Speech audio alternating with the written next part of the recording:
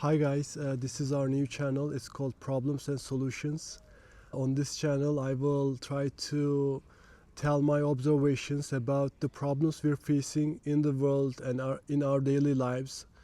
So let me jump right in.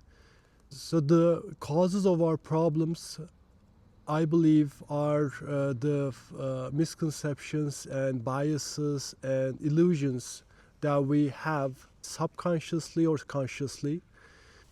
So these illusions, misconceptions prevent us having a good understanding of ourselves. So in a way they block us making wise decisions. And one of these fallacies, I believe, is the time fallacy. So I will elaborate on this. So the time fallacy is something about how we define time. So we are in the year 2025. It's February, it's a cold day. So when we imagine you ask a child, like a 3-year-old kid, a 3-year-old kid asks you, what year are we in? So you're gonna say 2025, right? So then the kid will imagine a time frame that is 2025 years. So he's going to wonder what has happened in the first year, or what has happened in the 3rd century, or what has happened in the 16th century or 17th century. Immediately, the frame of time will be limited to 2025 years, right? Of course, later on in his life, he's going to realize that time is not limited to 2025 years. It is much larger than that. But then most of his decisions might still be biased within that time frame. Let's imagine what has happened in the last 2025 years. Like the states, nations were established, empires were founded, and religions evolved and changed. So it feels like some of our problems, the big problems, like the wars we have. By the way, I live in Turkey. Turkey is adjacent to Middle East and adjacent to Black Sea.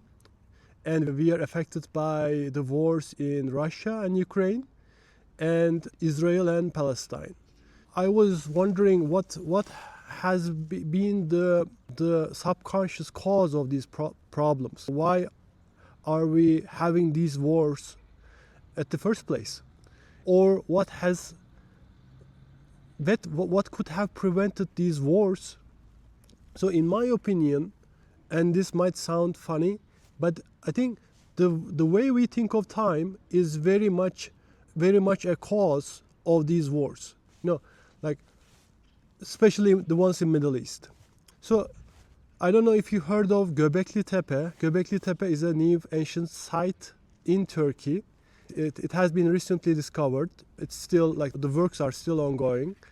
And that site was founded about 12,000 years ago. So it's like 10,000 BC. Imagine, rather than starting the calendar that we are currently using, which starts from 81. So if we could have started that calendar from the foundation of Göbekli Tepe, which is about 12,000 years old, we would be in the year 12,025, roughly, right? So I know it's a funny way of thinking about it, but I think it will make sense afterwards, after we put the pieces together.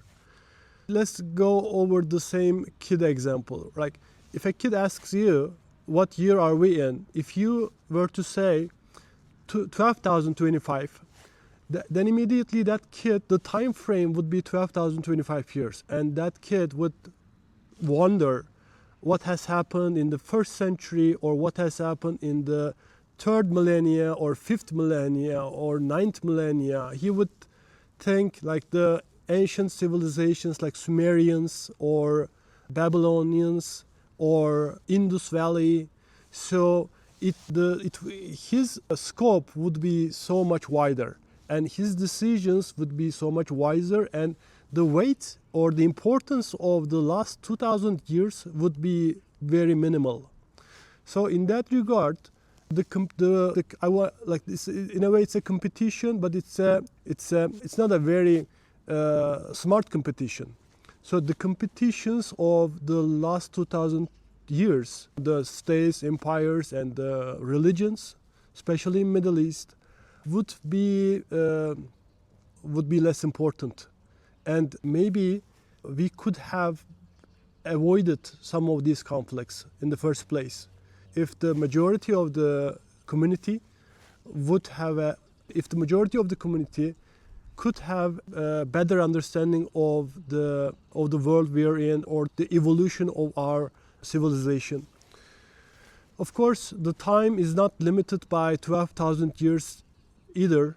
It goes much earlier than that. Some of the remainings of past ancestors are like 30,000 years old, 40,000 years old, even 70,000 years old.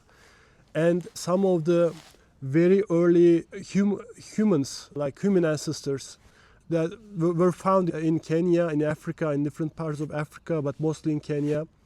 So they date back to 3.5 million years ago. So imagine the scope that humans have evolved and how narrow we're focusing on at the current present time. I don't want to overemphasize this, but I will try to elaborate on this on a couple of other videos with some other examples. I hope I will be able to convey my message properly. And thank you for watching, and hope to see you on the next video.